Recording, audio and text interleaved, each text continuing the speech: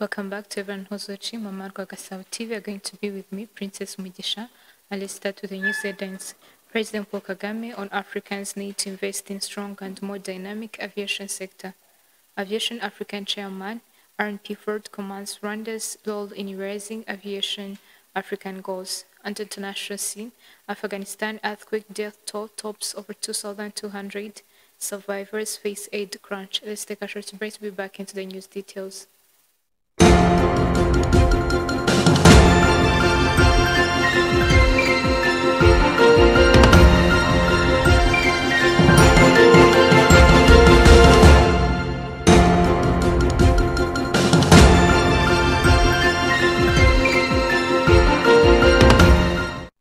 Welcome back into the news details and the start of news in Rwanda, where with the growing middle class and increasing tourism, the demand of air travel will only get stronger. President Paul Kagame said on Africans need to invest in a strong and more dynamic aviation sector. Today, for the first time in Africa, a self-flying air taxi will take to the skies. We are very happy to be part of this demonstration and look forward to seeing what will come next. For Africa, the vision is very clear: to invest in a strong and more dynamic aviation sector as a necessary building block for economic growth. With a growing middle class and increasing tourism, the demand for air travel will only get stronger. The numbers speak for themselves. In the coming years, passenger traffic on our continent is expected to double. At the continental level, efforts have been made to open our skies through initiatives such as the Single Air Africa Air Transport Market. The African Continental Free Trade Area is also a key enabler of prosperity. Our next story, Rwanda is well recognized as a leader in collaboration and action, not just sharing vision for transformation, but working with others to deliver it. Aviation African Chairman RNP Ford commands Rwanda's role in realizing aviation African goals. We recognize that much of this success is due to our partners, the Rwandan government and its forward-thinking Civil Aviation Authority, which has worked tirelessly over the past year to help us realize our goal to help facilitate the development of aviation across the continent. Rwanda is well recognized as a leader in collaboration and action, not just sharing a vision for transformation, but working with others to deliver it. Their values are reflected in our central theme this year, collaborating to unlock Africa's growth.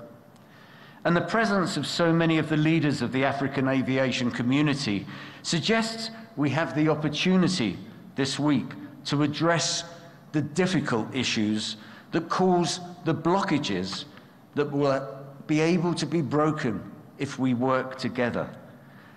Some 120 exhibitors and the presence of 90-odd airlines and aircraft operators suggests there is a willingness to get together and to be heard.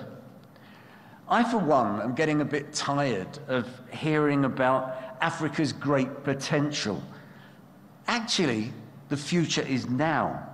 Many of the barriers that stop us succeeding to that potential are self-inflicted.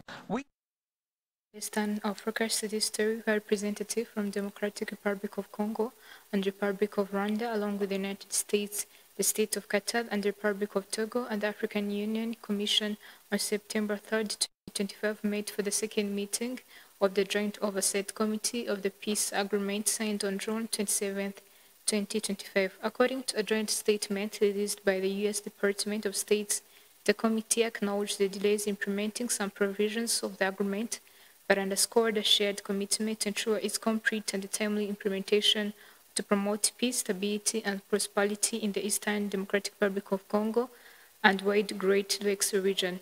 The delegates focused on recent challenges, including reports of violence in Eastern Democratic Republic of Congo, the need for actionable steps to guarantee compliance with the agreement. Members welcomed the decision to merge technical secretaries of the Eastern African Community, South African Development Community, and the African Union into a single independent joint secretariat. This, they said, would enhance coordination with the AU playing a central role in implementation. The Democratic Republic of Congo and Rwanda also reaffirmed commitment made during the August 8th tripartite high-level ministerial, particularly regarding the safe return of the refugees. The committee welcomed the upcoming meeting of the Joint Security Coordination Mechanism, tasked with accelerating efforts to neutralize support of FDLA armed group and advancing Rwanda's defeating of defensive measures as outlined in Appendix A of the peace agreement. In conclusion, the Democratic Republic of Congo and Rwanda expressed appreciation for the United States, Qatar, and African Union, recognizing their vital contribution and coordinated efforts to advance durable peace in Eastern Democratic Republic of Congo. Let's take a short break to be back into the international news. Welcome to Albert.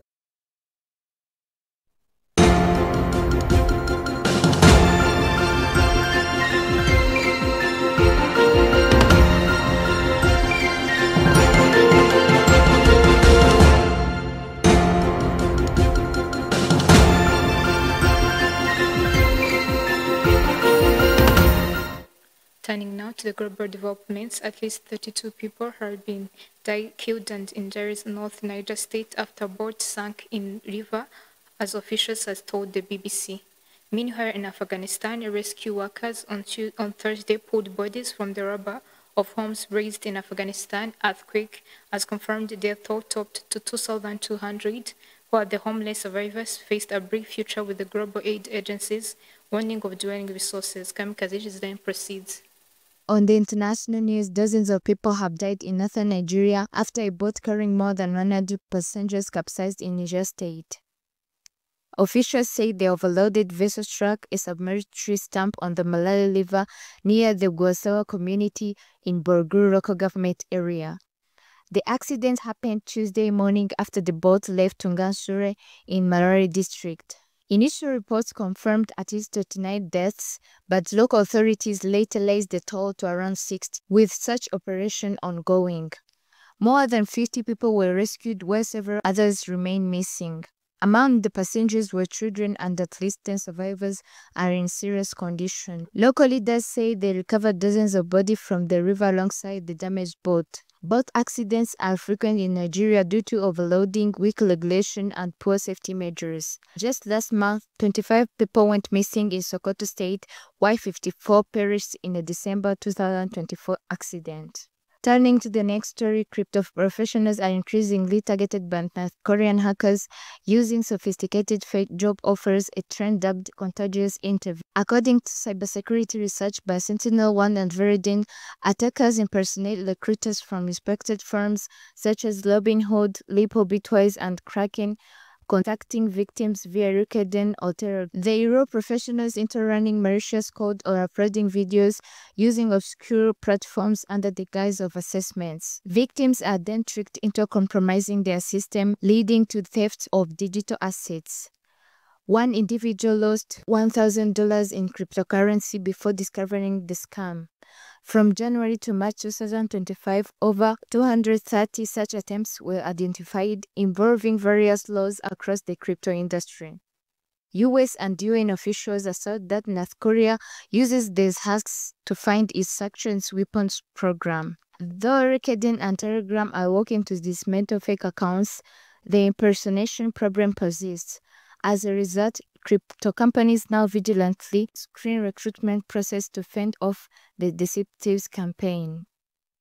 Concluding, a series of devastating earthquakes struck eastern Afghanistan's Kunar and Nagahan provinces, driving the death toll past 1,457 and leaving over 3,400 people injured, as well as destroying more than 6,700 homes. Many entire villages were wiped out and survivors are struggling without shelter or essential supplies. Rescue efforts are hampered by the rugged terrain and continued seismic activity, including a second quake that disrupted operations.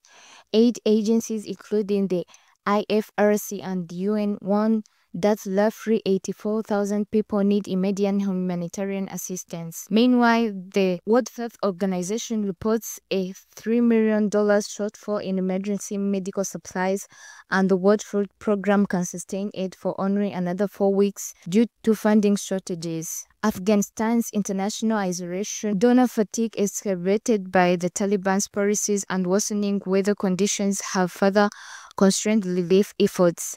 Humanitarian leaders are urging long-term international support to prevent Afghanistan from being left to face the current crisis alone. Kamikaze Ghislaine, Mama Gasabo TV.